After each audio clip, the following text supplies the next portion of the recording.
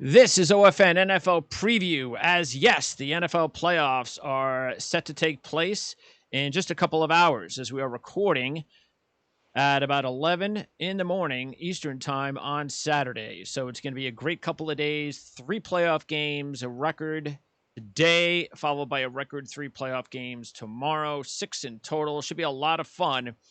And we're going to not only preview the games as we always do, we're also going to give our predictions for the playoffs. Let's welcome in Mark Lawrence of Playbook.com. Mark, excited about the weekend or what? That I am, Greg. It's always nice to see added games when it comes to the playoffs. I don't know if it ends up diluting the pool, but I'm sure that the seventh seeded teams that have been added to the fray, the party this year, will be a continuation again next year because it means more money and more revenue for the NFL. So as a fan, I'm excited.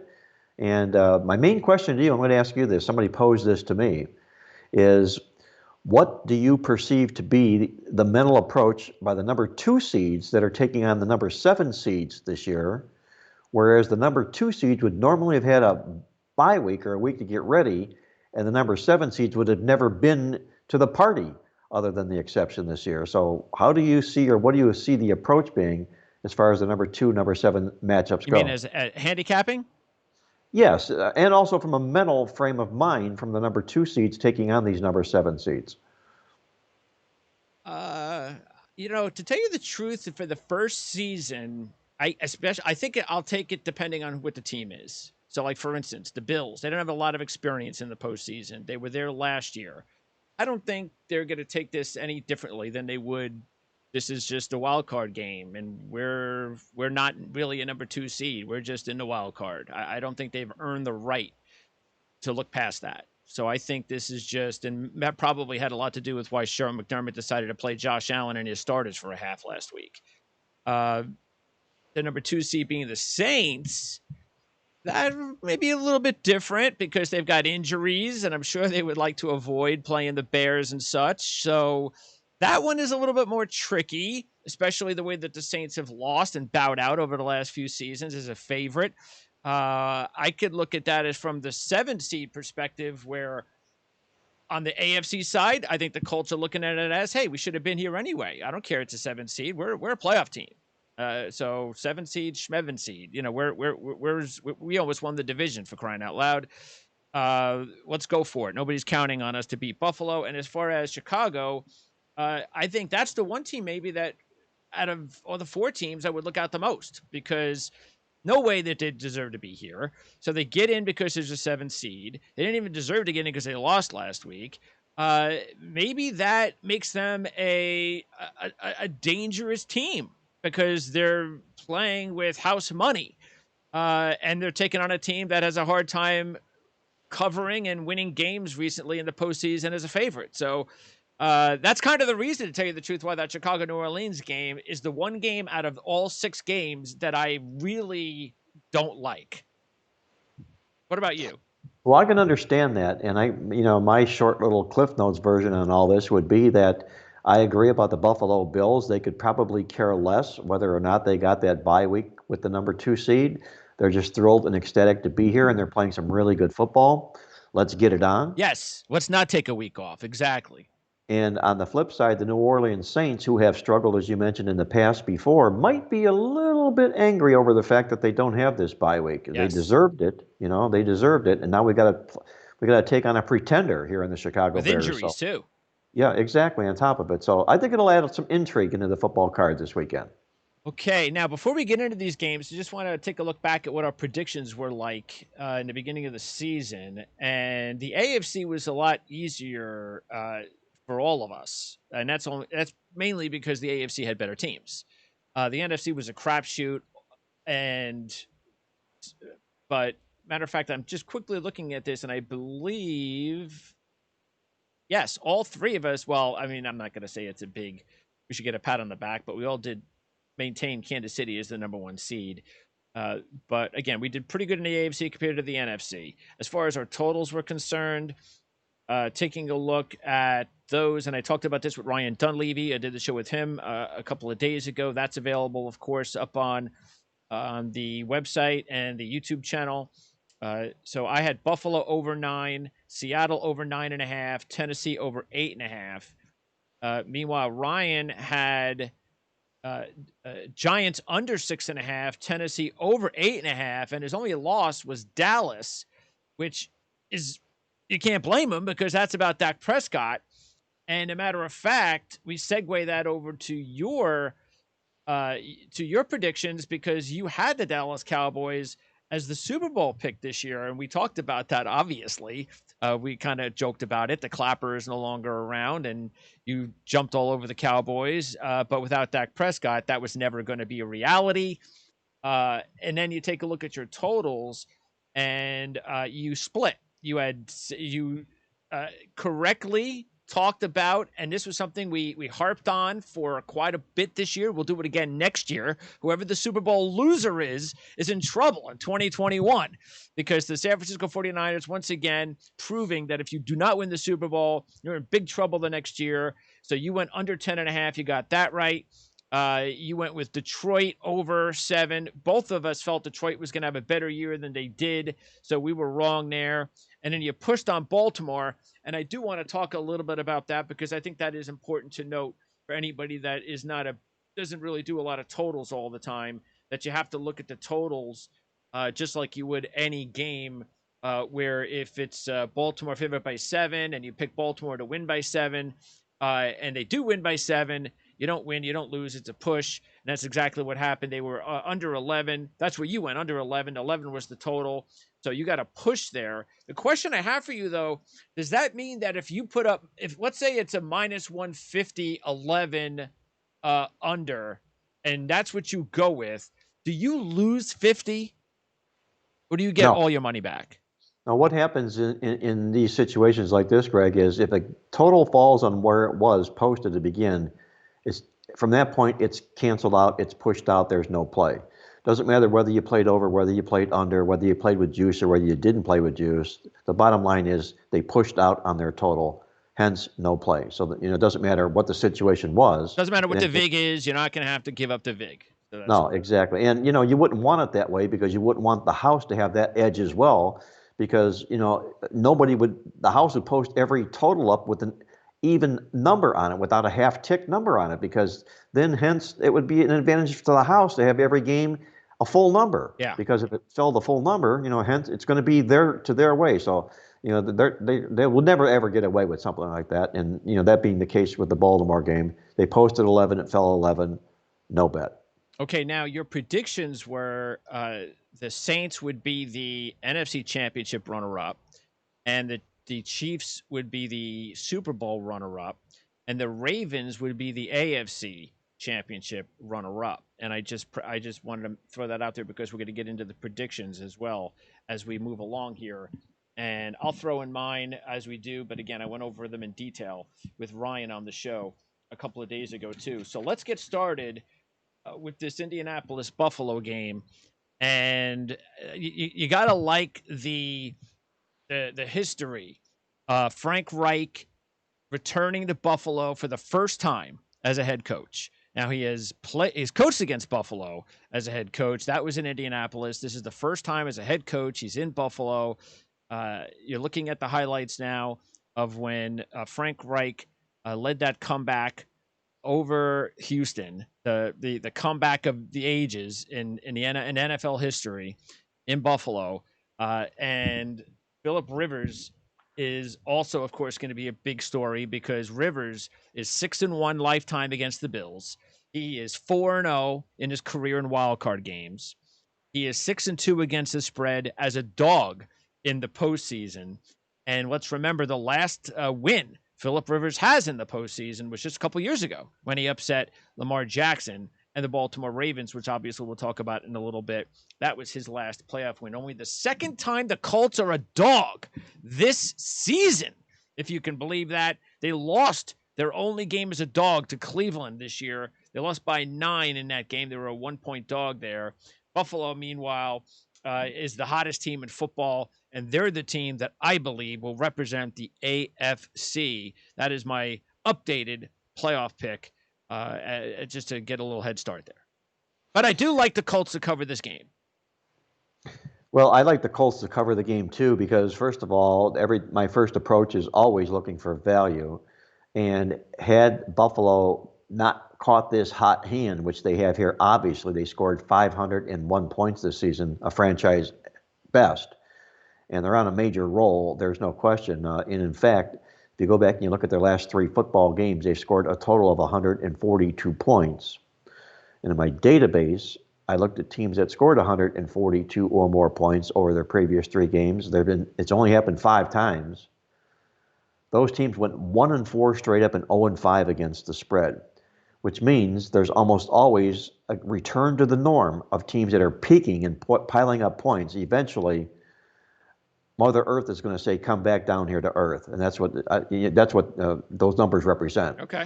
So because of that, and we're seeing here the fact that the Colts, as you mentioned, were a dog only one time this year. The line in this game is ridiculous from a value standpoint. If they'd have played this game a month ago, this would have been Buffalo -3, okay? But now we're talking about a touchdown. And maybe, yes, it's because Indianapolis defense is hitting on all cylinders like they were at the midway point of the football season here. But you've got in Buffalo the team with the hot iron right now. And with that, the public loves to jump on these teams, and they do, and the odds makers knows that, and they pack the number because of it. So hence, there's value here to the Indianapolis Colts. You mentioned the Phillip Rivers numbers in this football game, which are really, really sound and really, really terrific. And you've also got in Buffalo here a team that has failed miserably in the playoffs. They've lost their last 6 playoff games in a row. Yep. So they've got that hurdle to get over here in this contest here as well. I just think there's too many points to be laying a good team in the playoffs like this. I think there's a lot of value to the Indianapolis Colts. Allen in his playoff start last year was 24 of 46, 264, no touchdowns, no picks, 92 yards rushing. I did not like the way Brian Daboll coached that game, which is part of the reason why I don't want him as my New York Jet head coach. We'll find out if he makes a drastic improvement in his second year coaching this team in the postseason. Diggs and Beasley are banged up. Beasley's the one you got to worry about more, even though Diggs, of course, is the superstar. It's interesting that the Bills have not lost since the Hail Mary loss to Arizona. So you kind of like that if you're a Bills fan and you're backing the Bills like I am, that they just got this point in the season that is pretty drastic. That, wow, you lost in a Hail Mary and then you haven't lost since. So they've won 6 straight. They've covered 8 straight. Meanwhile, as you mentioned, they've lost 6 straight playoff games. Their last win was against the Miami Dolphins in the wild card round in 1995. And so now they're the favorite, expected to win. And let's keep in mind, too, this is important. This is also, you were asking me what I felt about the 2 seed, 7 seed, and this is all new. Well, I think it's also important that we should throw in the fact that there are no fans at these games. All right, maybe there's 6,000 fans, whatever. You're not going to hear these guys very much. So that's important, especially when you're going to Buffalo. So you always have to deal with the weather. It's going to be cold. You got to deal with all that stuff. That's a dome team, the Colts. But to not have to worry about the Bills fans is huge. Well, there's going to be, I heard 25% of the stadium filled with Bills fans. They've allowed them to do that. Oh, so they have. They moved it up from 6,000? I think it's going to be about 14,000 is what I Okay. read. So now, will that be impactful? Probably it would not. if any of those 14,000 fans were able to rush the football for 200 yards. Yeah. So I don't think it's going to be a big factor as far as the fans go. But they would have piped in noise there anyway, if they really wanted it. So I don't think that's a big factor. I think the bigger factor is the fact that you have a dome team playing outdoors in a cold weather city. Those dome teams outdoors in cold weather cities, by the way, out of my database, they're only 6-20 against straight up. So they've had difficult times, but we checked the game time temperature and it's expected to be about 34 degrees, which would be just a little bit above freezing. So if it was down in the teens or something like that, I'd be backing completely off this play. But I think they can handle 34 or 35 degrees of temperature. Last 6 games, the Colts have been a playoff dog. They've won 3 straight up of those 6 as playoff dogs. And keep in mind, as far as the resumes this season, the Colts split with Tennessee. They beat the Packers the number 1 seed in the NFC. They beat the Bears as far as playoff teams only. They lost to the Browns, the Steelers, and the Ravens. Buffalo, meanwhile, swept Miami. They beat the Rams, Seattle, and Pittsburgh. They lost to Tennessee, Kansas City, and Arizona. All right, so we both like the Colts. You're getting 6.5, and as I've always talked about, me personally, I buy the half a point. All right, so what do you do, by the way, Mark? Just to remind me. Well, buying a half a point around 7 or 3 is very, very expensive, okay? And I won't do it only unless it's shaded toward the dog. So in other words, if the 6.5 here were 6.5 minus 20 Buffalo, and you can play the dog and you can get them +7, +7 minus 20, I would consider that, but I would never lay 35 cents. Oh, no. In a game just to get that half point, okay? I wouldn't either, no. Yeah, minus 120, yeah. 135, no, I'm with you. And that's the ceiling cutoff. Is if you're going to buy points, make sure you're not laying more than 20 cents for your buy. All right, now the NFC West. That will kick off the action in Game 2 on Saturday, the Rams and Seattle. And this is we just saw these teams a few weeks ago when Seattle clinched the NFC West with a win over the Rams in Week 16. This was also the game that Goff was injured in. So that's the big story. Will Goff play? The signs point towards Goff playing. Meanwhile, this is a Seattle team that really 2 teams that are probably going differently. The Rams were peaking about a month ago. Seattle now appears to be peaking defensively. And really as a team, because they have won 4 straight and 6 of 7. But Russell Wilson, who is 5-0 straight up at home in the playoffs, and 5-0 against the spread versus sub 666 opponents, is just not playing his best football. I don't know what's going on with Russell Wilson. I just don't. He's not the Russell Wilson from the first half of the season. He has a running game now. So you would think that would make the passing game open up. I know they have been playing good defensive teams. I get that. But they even played the Eagles that one game. And they should have been able to move the ball better in that game. So there's something off about Russell Wilson. The Seahawks, now look, I like him in this one. They're a 3-point favorite. So it's a low enough number where I'm taking them to win and cover. But as we move on after this, unless I see Russell Wilson look more like the first half of the season Russell Wilson against the Rams on Saturday, I can't project Seattle to go very far after this week when they have to step up in competition. But we'll see if Russell Wilson can step up his game, because we know he can do that in postseason play. Well, he certainly can do that in postseason play. He's an MVP type caliber player, which he was favored to be during the course of the first half of the season. And as you mentioned here, he's sort of gone backwards in that sense. He has struggled in his career against the Rams. We need to point that out. In 18 games that he's made starts, and he's only won 8 of those games and won the money only 7 times in those contests. If I'm going to call this a tape job game, and what I've referred to in the past about a tape job game is if you put tape over the names of these 2 teams, didn't know who it was, your stats you were looking at statistically and what they've done this football season, you'd insist that the Rams were the 3-point favorite in this game and not the Seattle Seahawks. And that's all largely attributed to their performance on the field. You've got a team in the Rams that have been absolutely terrific in the stats this football season. Outyarded only 3 times this year. Seattle has won the yards only 6 times this year. So you've got a team in the Rams that's winning games an average of 75 net yards a game, and hence, because of Seattle being pushed around on the field, they're losing games an average of 17 yards a game. Yet they still find themselves favored in this contest. I think the biggest factor here is, aside from the Rams owning the number 1 defense in the National Football League, and I'll give Seattle their credit, their defense has improved, but it's nowhere near what the Rams is.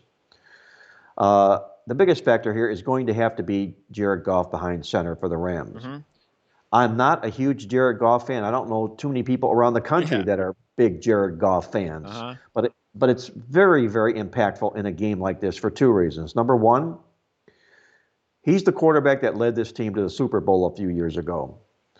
Number 2, he had not missed a start up until he broke his thumb and had surgery. He has been working out this week, and it looks like he's going to be behind center. At number 3, I would not want to back the Rams if I had to go with John Wolford in the football game. And the reason being that he was our designated rally around the Yep. backup quarterback play last week. Yep. He We got the talked win. about that. Exactly. He got the win, and what happens the next game? Adios. Yes. They've got game film on him, and all of a sudden the pressure becomes a lot more on a quarterback like Wolford. So, hence to me, if Jared Goff is behind center, I'm on the Rams. If he's not, I'm watching this game.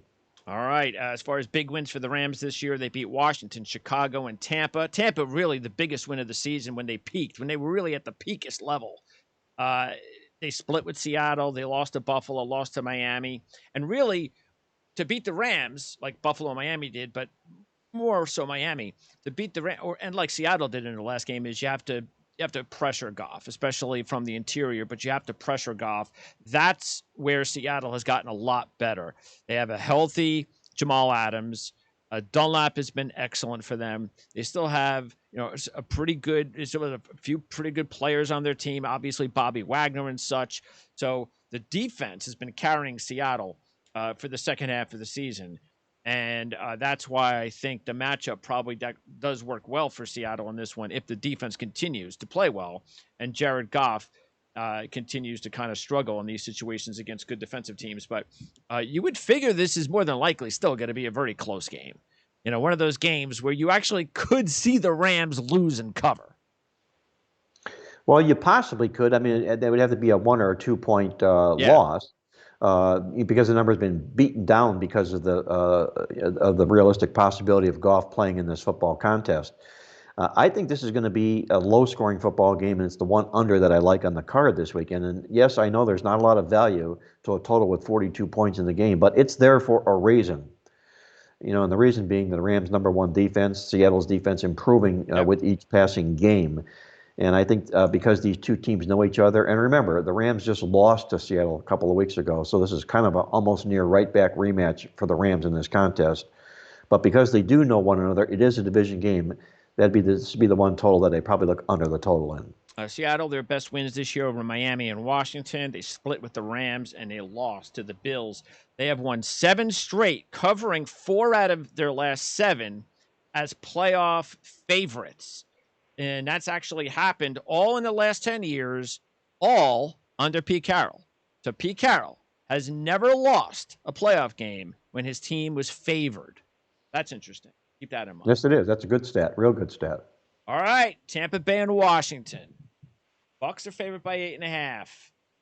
This is the one that I think, in my opinion, because I'm going to ask you this question, and I'm sure you'll either answer it as we go through each game, or if it hasn't been answered, then you'll have to come up with one. And that is, I'm going to give you 4 teams to predict, or take one to be an upset. Colts, Washington, Chicago, Cleveland.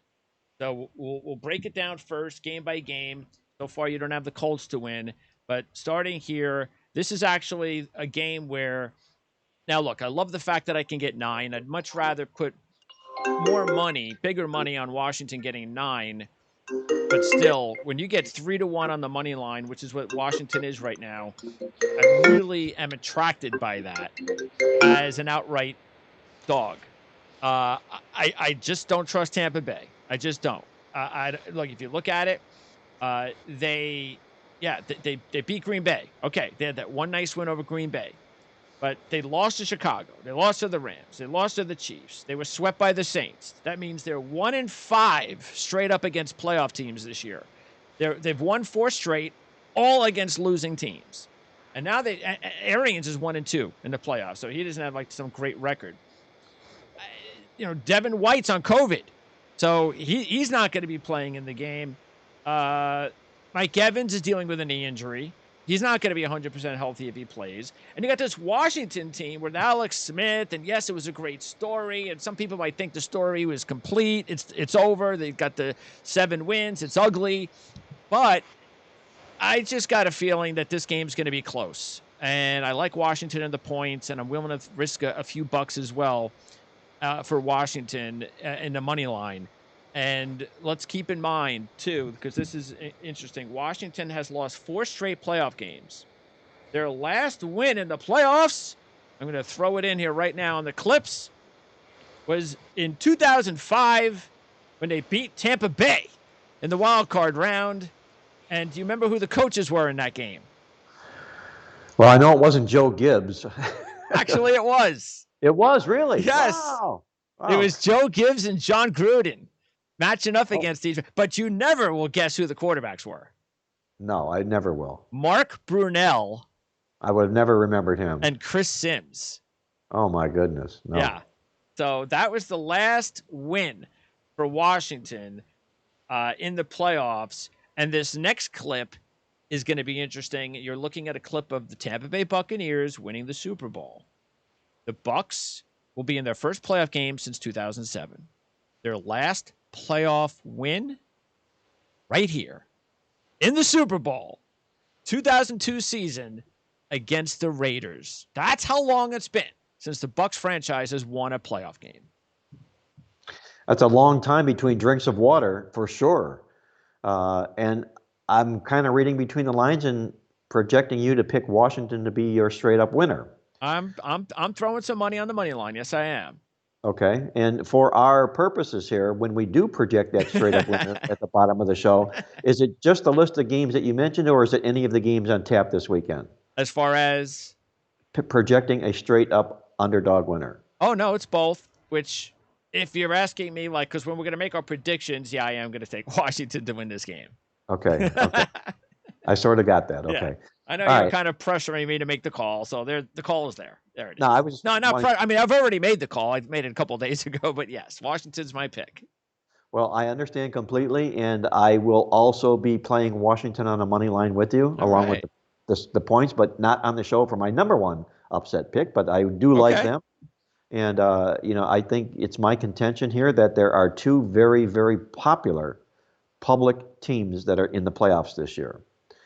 And because they are popular public teams, the point spreads are being driven up on these teams, and the odds makers have to do just that. Tampa Bay being one of these two teams. Tom Brady, the way the Buccaneers looked to close the season, the fact that Washington came out of the NFC least with a losing record, the public just can't get enough of the Tampa Bay Bucs. So what do we have here? Value to the football game. And I might point out the fact that the last 8 teams that played in the National Football League playoffs with a losing record are 7-0-1 against the spread. Wow. Pretty nice. Awesome. Pretty nice. Yes. Which means the other team either plays down to their level or the other team is red-faced embarrassed and wants to That's right. erase that record. Which I actually think more of. I think More- they hear it all week about how they shouldn't be there. They don't belong. They're no good. They're a heavy dog. And I think they're professionals, and they come out and they prove a point. Exactly. And then as you mentioned here, you've got the, before you go any further here, factor of Devin White being out in the game. My question to you is it worse to have Devin White on COVID or Devin White on crack? In this game, I don't know. I didn't even think of having to decide on that one. And I don't even want to come close to alluding to that. I was just trying to be a smart ass, okay? But he is a huge, huge factor for this Tampa Bay defense, unquestionably, okay? Leads the team in tackles. He's their leader, and he's out. And I think that's a big, big hole to have to fill with a Washington team that plays great defense and will be able to run the football on this team. So I'm with you. All we need to see is Alex Smith step up his play. Yes, he's been a huge emotional leader behind center for this team. He hasn't played that well. In fact, if he were based this on his performance alone, they might be looking to make a quarterback change, but they won't be doing that at this stage of the season. But I still think having Smith behind center and looking across and seeing Tom Brady on the sidelines, that will bring the best out of Alex Smith in this football game. All right. Also, even though Tom Brady is 18-3 over his career versus the NFC East in the regular season, he is just 1-3 straight up, 0-4 against the spread versus the NFC East in the postseason, and obviously that means in the Super Bowl.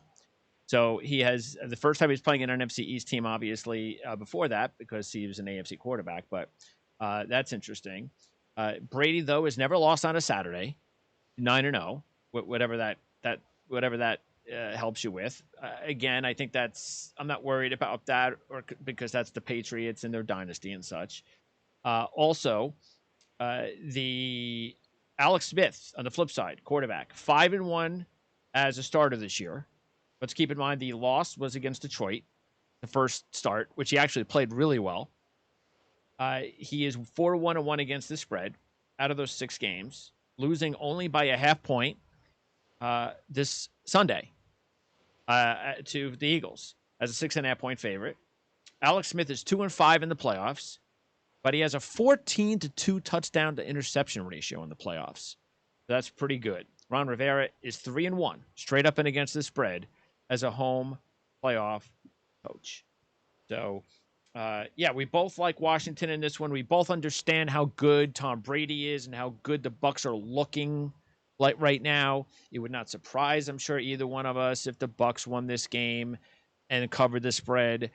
But all things, just breaking it down, it's also going to be cold. It's a night game. It's going to be in the 30s. That can't be good for over 40-year-old Tom Brady. He gets hit a couple of times, and so it's going to feel, like he's 60. And that's a really good Washington defense, too. You mentioned Ron Rivera's good record in the playoffs, and I'm going to say this to you. You see these fingers I got up here? Yes. That's how many times that Bruce Arians has been in the playoffs. You know how many games he's won? 1. Oh, none? They disappear, okay? So, he's going to have to walk into territory that's strange to him as well. So, and I like Bruce Arians as a head coach. It's just the fact to me that you got a coach here that's being favored to have to do something like this in a situation that he hasn't shown he can handle before in the past. You wrap this all up. This is a really good handicap to the Washington football team in this contest here. And I'm doing it largely, again, because Tampa Bay is one of these 2 very popular public teams. All right, let's move over to Sunday now. Sunday's playoff games in the NFL. And we're going to start, first of all, with Baltimore and Tennessee, the playoff rematch. We also get the rematch from not too long ago, earlier this season, won both by Tennessee. So, no surprise, Baltimore's favorite. So Baltimore's now a 3.5-point favorite over a team that they could not beat at home last year in the playoffs. They could not beat earlier this season in the regular season at home. And yet they're still the favorite, and we know why. They've won 5 straight. They covered 6 straight. Lamar Jackson, and he's always going to get bet up.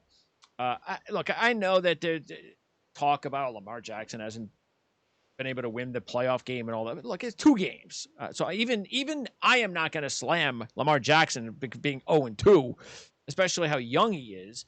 But it's just the point that here's a guy that's had so much success, not in the regular season, and then he gets to the postseason. He hasn't had the same success. He's had actually 5 turnovers to 3 touchdowns in the postseason. And in the regular season, when he has to step up, it's not so easy for Lamar Jackson.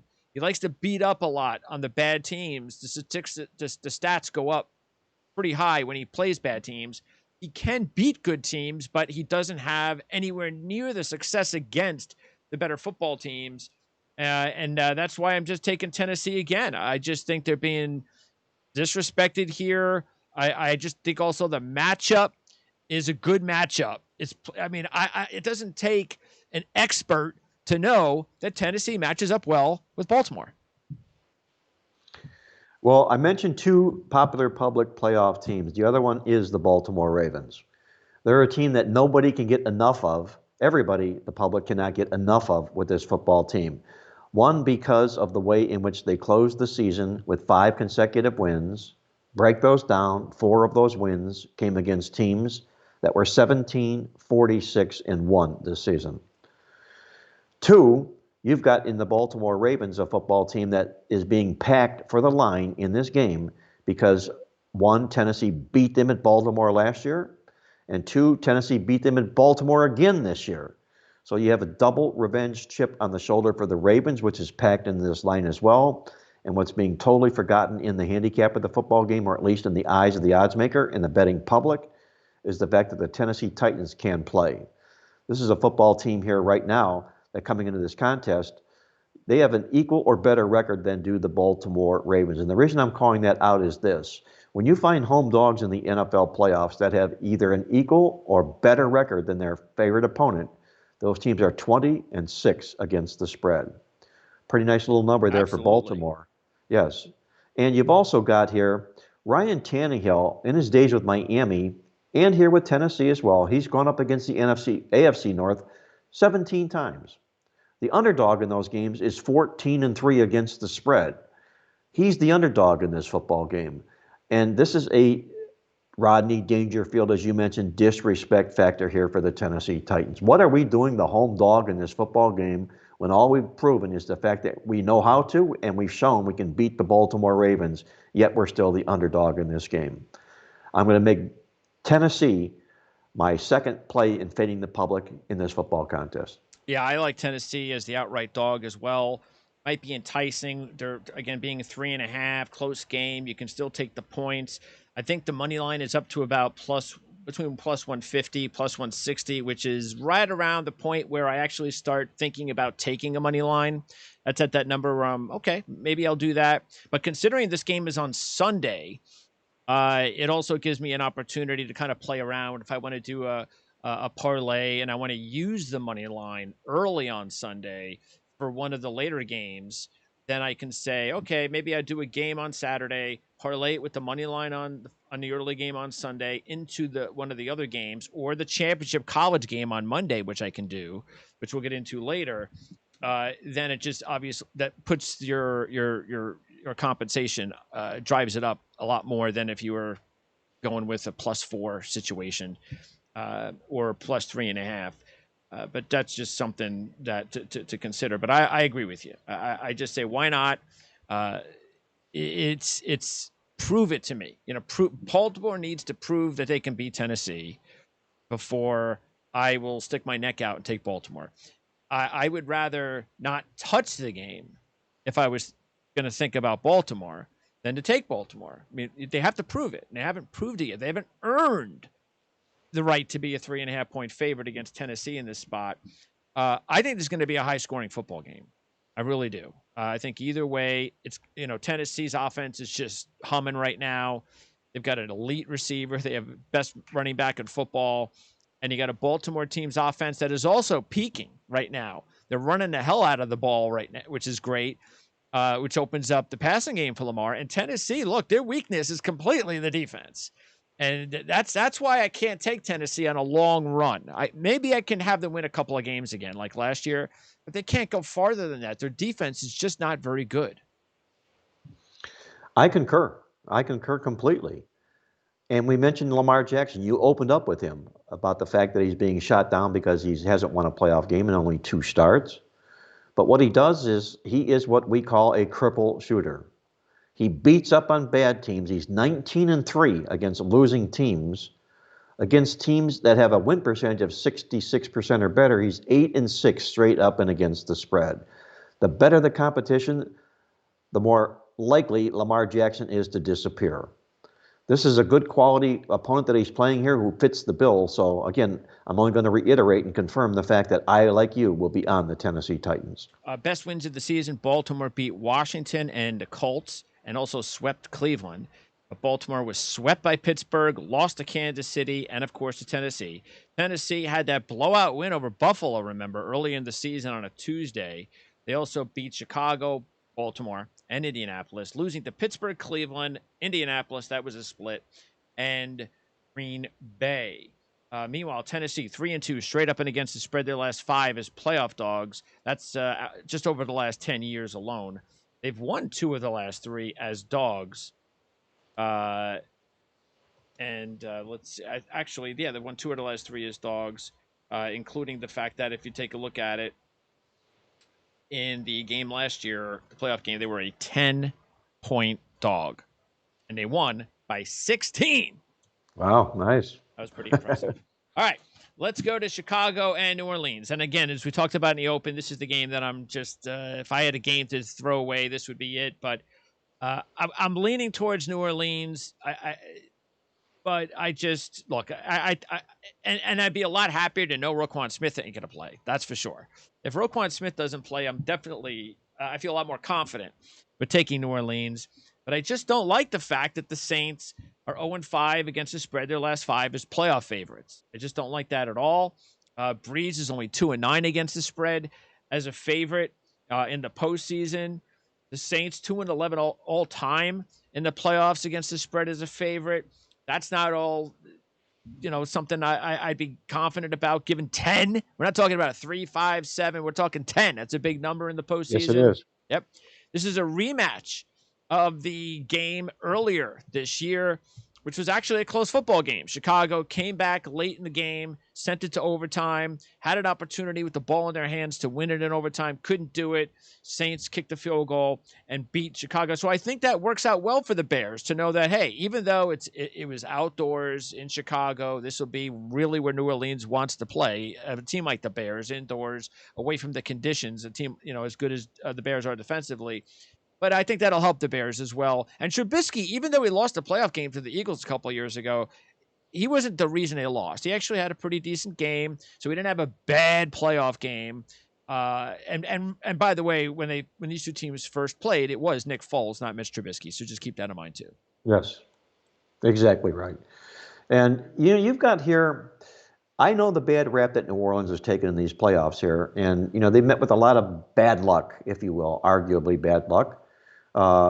But again, I'm gonna go back to what we opened the conversation with on this show, and that's the fact that New Orleans probably feels they deserve to be a week of rest team in the playoffs this season here. Okay, and they didn't get it. Okay, and I think it really going to end up POing them off here in this football game.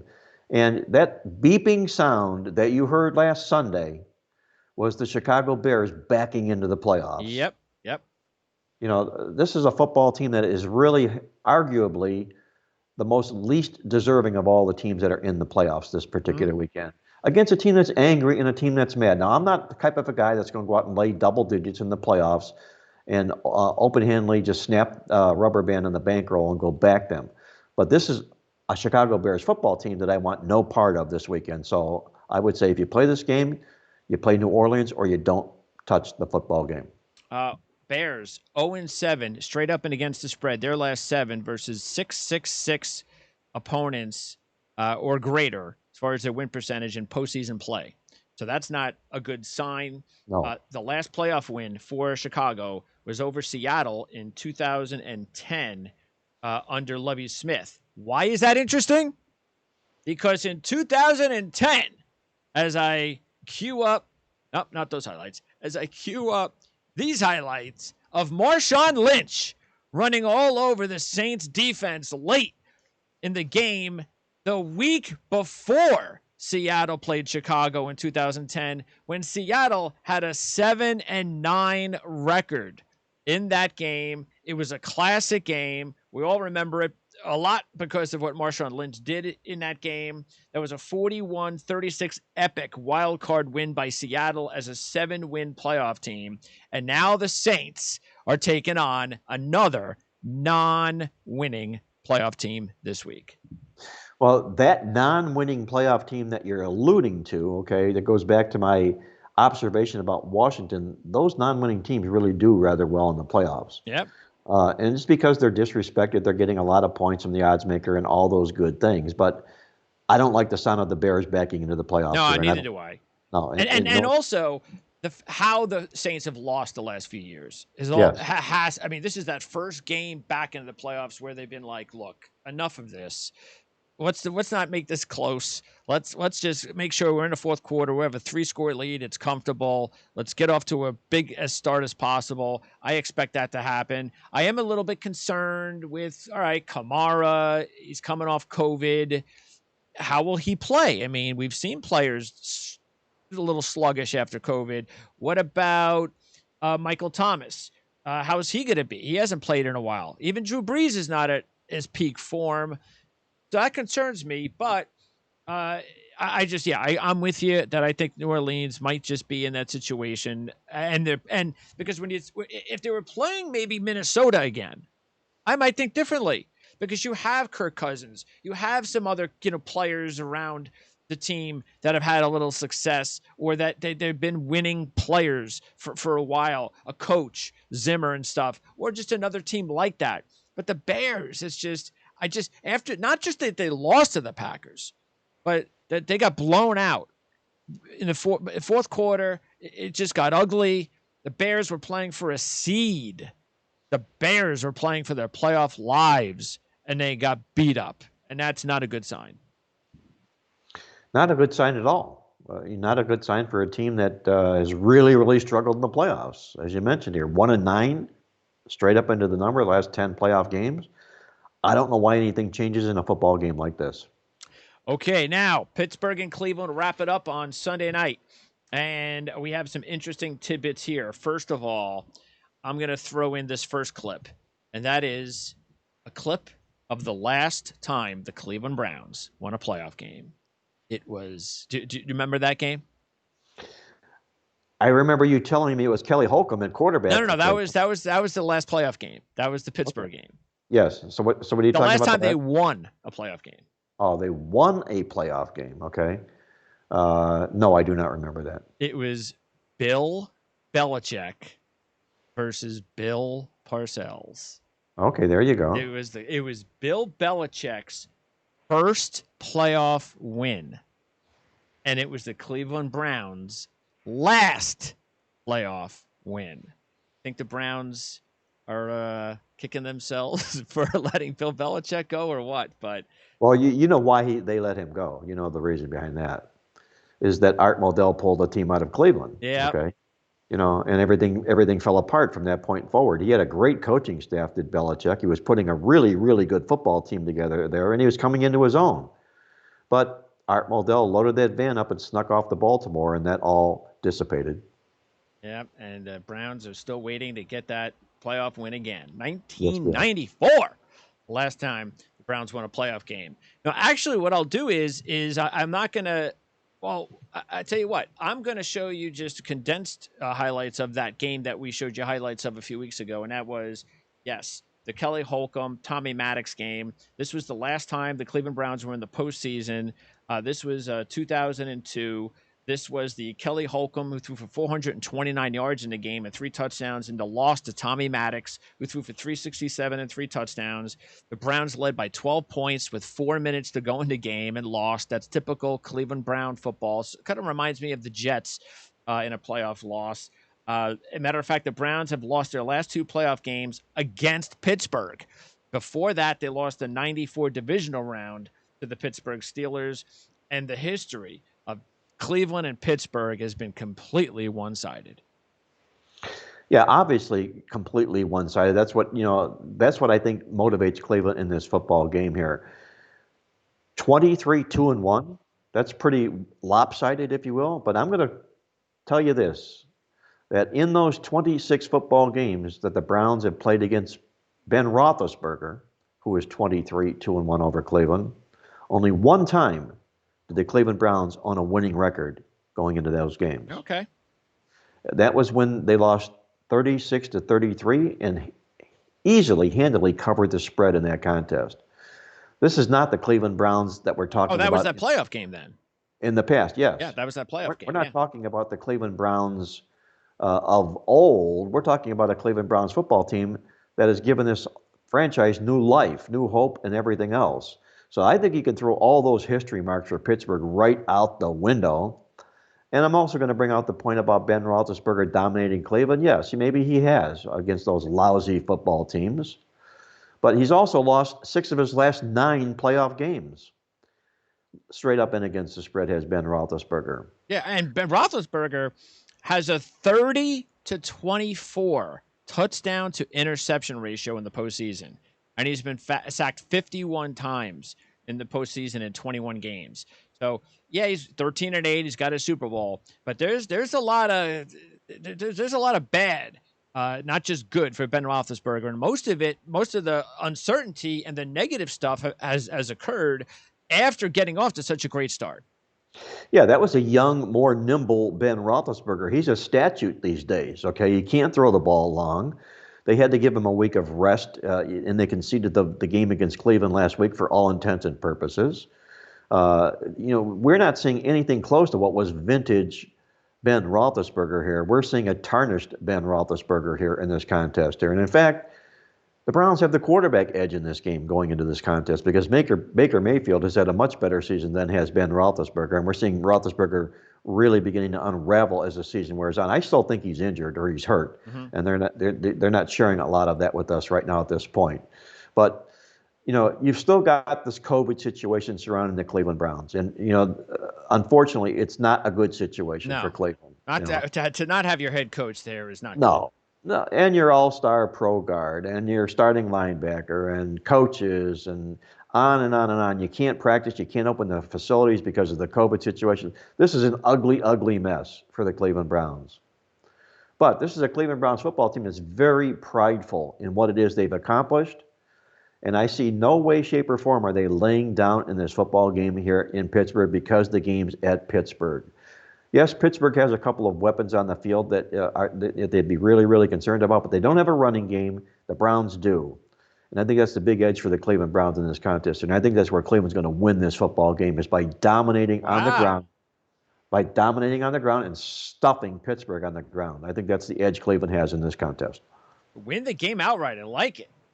Okay. There you go. So that's good. I like it. I mean, look, I'm going to go with Pittsburgh. I do hope that Cleveland can overcome those odds. I think the thing that I just think it's just so much with Stefanski not able to be there. But who knows? Maybe they can use it as a rallying cry, and nobody's expecting him to win. And this history that you talked about, and the pressure's off. They had all the pressure in the world last week, and they almost buckled. I mean, 4th and 10. Chucks the ball in the end zone. It comes down with it. They get the ball with an opportunity, it looks like, and you're thinking, oh, no. And they almost got the onside kick. And it was you knew if Pittsburgh got the onside kick, Cleveland was done. So the fact that they were able to get over the hump was so huge, and maybe that'll be a big advantage for them. I just not Tom, just like Roethlisberger, early good. Since the Super Bowl win in 2008, he's just 3-6 in his last 9 playoff games, 8-7 in his career.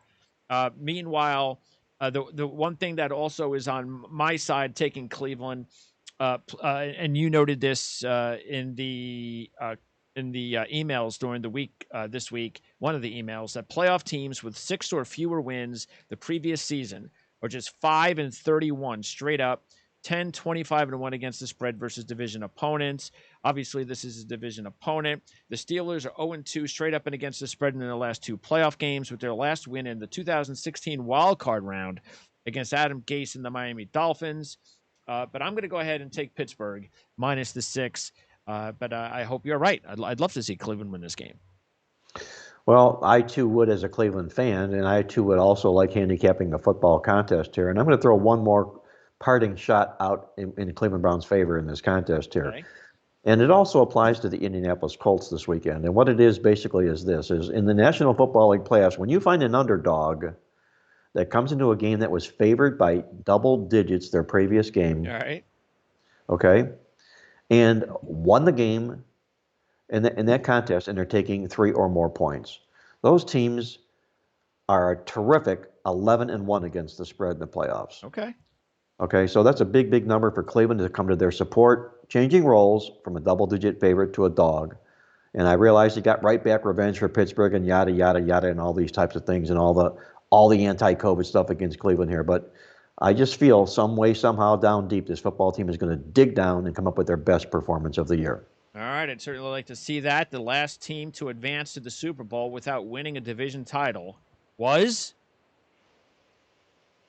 The last team to win a Super Bowl without, you're talking about being a wild card winner? Yes. A wild card playoff team? That may well have been the Pittsburgh Steelers. Actually, it was the Green Bay Packers who beat Pittsburgh in 2010. Okay. So keep that in mind. Okay. Now, let's get to predictions, and then we're going to get your also your thoughts on the college football championship game. AFC. So you like Cleveland, the Bills, and who else to win in the AFC? Are you talking about moving forward playoffs? Or Tennessee? So you like Tennessee, Cleveland, and Buffalo to win. That means that you will have Kansas City versus Cleveland next week, and Buffalo against Tennessee. Correct? Correct. All right. Who do you like there? Well, obviously Kansas City over Cleveland. If Cleveland were to win this football game, their Kansas feet City, won't. Cleveland, and Buffalo Yeah. versus Tennessee. Of those four, who to advance? Yep. Kansas City Chiefs. All right, so Kansas City, you have them beating the Browns, and then you have right now. Do you think Buffalo will beat Tennessee or vice versa? Right now, I think Buffalo will beat Tennessee, yes. So you're going to go with the top two with the Chiefs going back to the Super Bowl. All right, NFC, the way you have it, did you take Washington to win? No. Okay, so you got Tampa Bay to win. You also have New Orleans to win, and Seattle or the Rams? I like the Rams in the upset. The Rams in the upset to win. Okay, so you got the Rams and Tampa Bay and New Orleans. Okay, so you got so that means it's the Packers and the Rams and Tampa Bay versus New Orleans. Okay, who do you like there? You like the Packers over the Rams? I like the Packers, and I like New Orleans. So you got, who do you like to win it? I like the Green Bay Packers. All right, so that's going to be, because your preseason was New Orleans, right? Yes, it was, but I'm looking at the way Green Bay's played this football season. I agree. So far, okay, and I think that switches roles in this particular sense. But to me, it's a coin flip: New Orleans and Green Bay. But right now, the way they're playing, lean Green Bay Packers. All right, and Green Bay, Kansas City, who do you like? Tough call, but I'm going to lean with the Green Bay Packers. Yeah, that's actually what I have. I have Green Bay over Buffalo in the Super Bowl. And you have Green Bay over Kansas City in the Super Bowl. Yes. All right, so we both like the Packers. We'll talk more about the Packers next week. Before I let you go, though, the College Football Championship game is on Monday. And originally I liked Clemson, so if Ohio State had won a sloppy game, had they won a game where it's okay, it was a win, but I wasn't overly impressed, I'd probably like Alabama this week, but I don't. I still didn't see anything in Alabama against Notre Dame that leads me to believe, because especially Notre Dame's offense isn't going to give you anything. They're not a true test. Florida was a true test. They scored all over Alabama. And after what I saw from Fields and that offense and the running game, the offensive line, the defensive line was outstanding for the Buckeyes. I'm going to take Ohio State. Now, I love the fact that they're getting 8.5 points. So that's the debate, which way to go heavy on the 9 or gamble on the 3-1 money line. I mean, this is just a great game to gamble on the 3-1 money line in my case. I mean, you get a team that is just red hot. They had a huge win. The quarterback is just dialed in. I think they're going to score all over Alabama. I think Alabama's going to score. It's going to be a high-scoring, exciting football game. But in games like that I think either team has a good chance to win, why wouldn't I take the chance on the money line with the Buckeyes and say, hey, I got a really good money line play here, and that's why I'm taking Ohio State to win the game on Monday. Well, let's tell it like it is, Greg, okay? When you get to a college football national championship game, either team can win the game. Yes, exactly. They're both very, very good football teams. Yep. My main concern for Ohio State in this football game is they just pitched the no-hitter last game. True. Against Clemson. You know who the last person to go back-to-back no-hitters ever was? Was it Sandy Koufax? Johnny Vandermeer. Johnny Vandermeer. A little before my time, yes. Yeah, a little bit before mine, too. The only pitcher in Major League Baseball history to throw back-to-back no-hitters, okay? So can Ohio State do the same thing? Well, they did it with Urban Meyer. Yes, okay.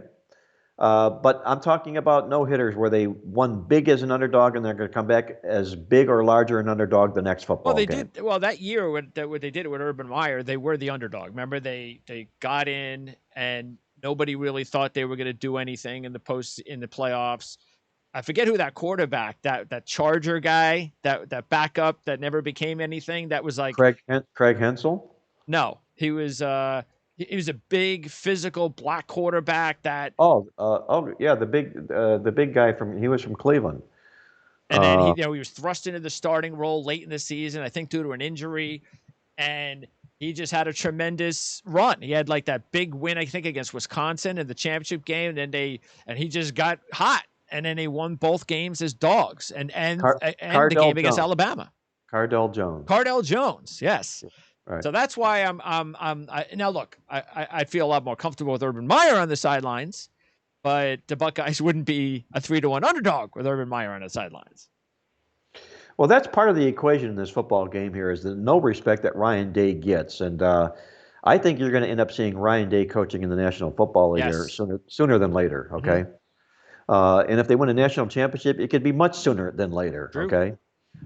Look at what they've done. They're 23-1 in his 24 games. They've out-yarded every opponent they've played by an average of 241 yards a game.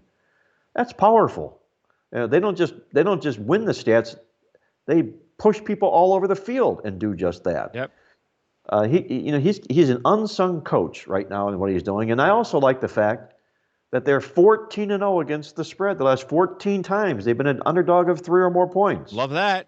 That's a great stat, isn't it? Yes. And you're talking about a handful of points here, 8.5 points here. Only one way to look, and that's to take the points with Ohio State. Yes. The concern, obviously, is Justin Fields and his ribs, the Buckeyes and the COVID situation, and the no-hitter factor. But you're talking about a team here that's loaded with 4- and 5-star blue-chip recruits on this roster, much like Alabama is as well. Mm-hmm. And I'm going to hearken to the point again that when Alabama won those 5 national championships with Nick Saban, those teams allowed an average of 243 yards a game. This team allows 343 yards a game, okay? The defense is nowhere near what Nick Saban used to or has seen in the past, okay? Patrick Surtain, that's all they have. That's it. I mean, as far as a defensive star. Yeah, that's it. They got one guy, 1 star. Exactly. So, it's not like we're going into a wall here, an impenetrable wall here in Alabama. We're not doing that, okay? Now, I think it'll allow Ohio State to do what they want to do. I feel the most valuable player in this football game will be Trey Sermon, the running back from Ohio State. Yes. I think they'll utilize him to the max to keep their Heisman Trophy winner and Mac Jones off the field as much as possible, give time of possession to Ohio State, and open up the passing game. I think this is going to be a really, really good football game to watch, and I only hope that the Buckeyes aren't laden with the COVID factor, the Fauci factor in this game. Yeah, we definitely hope that, no question. And that's why I love the fact that it's the only chance you got now, the rest of the playoffs, where you've got 6 playoff games and an opportunity to parlay your way into that Monday night game, which is exactly what I'm trying to take advantage of. I've got two that I'm trying to do, and that one is definitely going to be the 9. I mean, to me, if you can get the 9, that's great. But to make the big money, if you can get a couple of games you like, maybe one Saturday, one Sunday, and then that last game is sitting there on Monday night with a 3-1 money line, it inflates the number of your parlay and gives you a really good chance to win out there. So that's what I'm doing. I'm going to try to roll the dice with Ohio State as the final game of a few parlays, but either way, I think we're on the same page with Ohio State getting 9. And let me digress a little bit before we close out this championship game here. We had run a poll, which we do on our playbook.com website just about every week or every bi-weekly. And our poll for this week is, when the college football playoffs come back next year, what would you like to see? How many teams in the playoffs? And we gave everybody an option to choose 4, 6, 8, 10, or 12 teams, even 16. Overwhelmingly, and I'm talking like 9 or 10 to 1, which do you feel the fans wanted to see? How many teams in the college football playoffs? Well, for me, it would be a minimum of 8. That's for me. I mean, so for me, it would be, I think what I would probably do is something like, what are there? 8? I'd probably have like 8, 10 is probably the number, because I'd like to do where you have 8 and then you give 2 teams maybe an opportunity to get a bye week or something, the top 2 teams, and you get 8 other teams. So I'd probably say like 8 or 10. That would be me. It was 8, exactly what it is. Just double the amount of teams and everybody will be happy. And what's wrong with keeping the fans happy? And what's wrong with generating more revenue for the NCAA? That's it. Yep. That's why, because see, if you have 8, what I want to do is give every conference championship champion an invite. An automatic invite. Automatic invite. And then I add those other 2 to the at-large. Now I'm giving Alabama and Clemson an opportunity to have the week off. And then you go on from there. So yeah, something like that I think would make sense, but that doesn't mean that's what they're going to do.